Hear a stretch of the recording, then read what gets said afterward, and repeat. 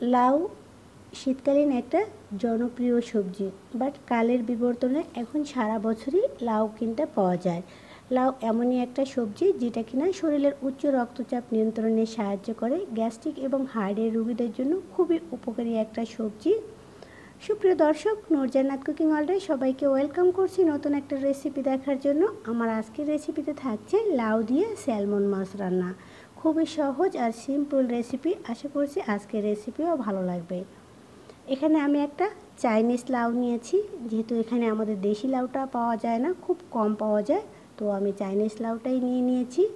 এখন লাউটাকে আমি কেটে নিব, আর গলার যে অংশটা বা মুখের যে অংশটা এটাকে আমি দিব না, যেহেতু ওই অংশটা একটু শক্ত থাকে, আর এত বেশি রান্নাও আমি করব না। তো লাউটাকে আমি ছিলে নিয়েছি, আর এখন এটাকে পিস পিস করে কেটে নিব। দেখতেই পাচ্ছেন লাউটা কিন্তু অনেকটাই কচি, তাই আর আমি বুকের যে অংশ মানে সাদা অংশটা এটাকে আর ফেলে দিচ্ছি না। তবে লাউটা যদি বাড়তি হয় সেক্ষেত্রে আপনাকে বুকের অংশটা ফেলে দিলেই বেশি ভালো হয়। লাউটাকে আমার কেটে নিয়ে হয়ে গেছে। এবার আমি যে মাছ দিয়ে রান্না করব মাছটাকে একটু কেটে নিচ্ছি। এখানে আমি এক পিস স্যালমন মাছ নিয়েছি, আর স্যালমন মাছের উপরের যে স্কিন বা চামড়াটা থাকে সেটাকে ফেলে দিয়েছি আমি আইস থাকা অবস্থায়, কারণ স্যালমন মাছের স্কিনটা কালো কালো আমার কাছে রান্না করার পর খেতে ভালো লাগে না। তাই তো মাছটাকেও আমি একটু ছোটো ছোটো পিস করে কেটে নিচ্ছি, যেহেতু বড় মাছ, এটা একবারে দিলে একদম গুলে হালুয়া হয়ে যাবে। তাই এখন মাছের গায়ে সামান্য একটু লবণ দিয়ে এটাকে মেখে রেখে দিচ্ছি। সরাসরি চুলায় চলে যাচ্ছি। চুলায় একটা প্যান বসিয়েছি, আর প্যানের মধ্যে বেশ কিছুটা রান্নার রেগুলার তেল দিয়ে দিচ্ছি। তেলের পরিমাণটা কম দিয়েছি এবং পেঁয়াজটাও কম ব্যবহার করব, যেহেতু স্বাস্থ্যসম্মত উপায়ে আমি রান্নাটা করার চেষ্টা করেছি, তাই তেলের পরিমাণটা খুবই কম দিয়েছি। আর স্যালমন মাছ এটা থেকে এমনিতেই তেল আসে, তাই তেলের পরিমাণটা একটু কম দিয়েছি, মানে স্যালমন মাছটা রান্না করার পরে কিন্তু তেল ওঠে।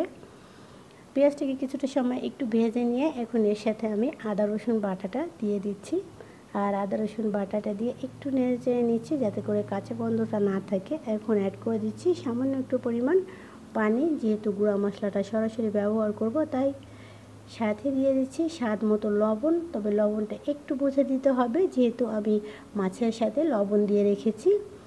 এখন দিয়ে দিচ্ছি হাফ চা চামচ পরিমাণ হলুদ গুঁড়া, হাফ চা চামচ পরিমাণ লাল মরিচের গুঁড়া, 1 চা চামচ পরিমাণ ধনিয়ার গুঁড়া, ও দিয়ে দিচ্ছি 1 চা চামচ পরিমাণ জিরার গুঁড়া। সব মশলা উপকরণগুলো এবার খুব ভালো করে কষিয়ে নেব। যতক্ষণ পর্যন্ত না মশলাটা থেকে তেল ছেড়ে দিচ্ছে ততক্ষণ পর্যন্তই মশলাটাকে আমি খুব ভালো করে কষিয়ে নিচ্ছি। মশলাটা থেকে ইতিমধ্যে কিন্তু তেল ছেড়ে দিয়েছে, আর এখন এখানে লাউগুলাকে অ্যাড করে দিচ্ছি। লাউগুলাকে অ্যাড করে দিয়ে এটাকে খুব ভালো করে আমি কষিয়ে নিচ্ছি। আমি কিন্তু হলুদ এবং মরিচের পরিমাণ খুবই কম দিয়েছি, লাল মরিচের পরিমাণ, আর সাথে অ্যাড করে দিচ্ছি বেশ কিছুটা কাঁচামরিচ। যেহেতু লাল মরিচের পরিমাণটা কম দিয়েছি তাই কাঁচামরিচটা একটু বেশি দিয়েছি ঝালের জন্য। এবার লাউটাকে অনবরত কষিয়ে নিয়ে ঢেকে রাখছি 5 মিনিটের জন্য। 5 মিনিট পরে ঢাকনাটাকে খুলে নিয়েছি, আর লাউটা কিন্তু অনেকটাই সিদ্ধ হয়ে গেছে। এখন আমি এখানে মাছটাকে অ্যাড করে দিচ্ছি।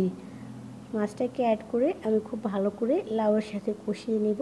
আর স্যালমন মাছ এটা এমনিতেই অনেক দ্রুত সিদ্ধ হয়ে যায়, তাই এক্সট্রাভাবে এটাকে কষানো বা ভেজে নেওয়ার কোনো প্রয়োজন নাই। এটাকে খুব ভালো করে কষিয়ে নিয়ে এখন এখানে আমি অ্যাড করে দিব ঝোলের পানি। আর ঝোলের পানিটা আমি একটু গরম পানি অ্যাড করব, কারণ লাউয়ের তরকারি এটাতে ঠান্ডা পানি দিলে লাউটা অনেকটা শক্ত হয়ে যায়, তাই সরাসরি গরম পানিটা দিলেই লাউয়ের তরকারিটা বেশি ভালো হয়।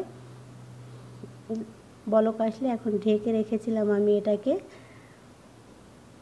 কিছুটা সময় পরে ঢাকনাটা খুলে নিয়েছি, আর আমার লাউ এবং মাছ সম্পূর্ণই সিদ্ধ হয়ে গেছে খুব ভালোভাবে, আর ঝোলটাও একদম গাঢ় হয়ে গেছে।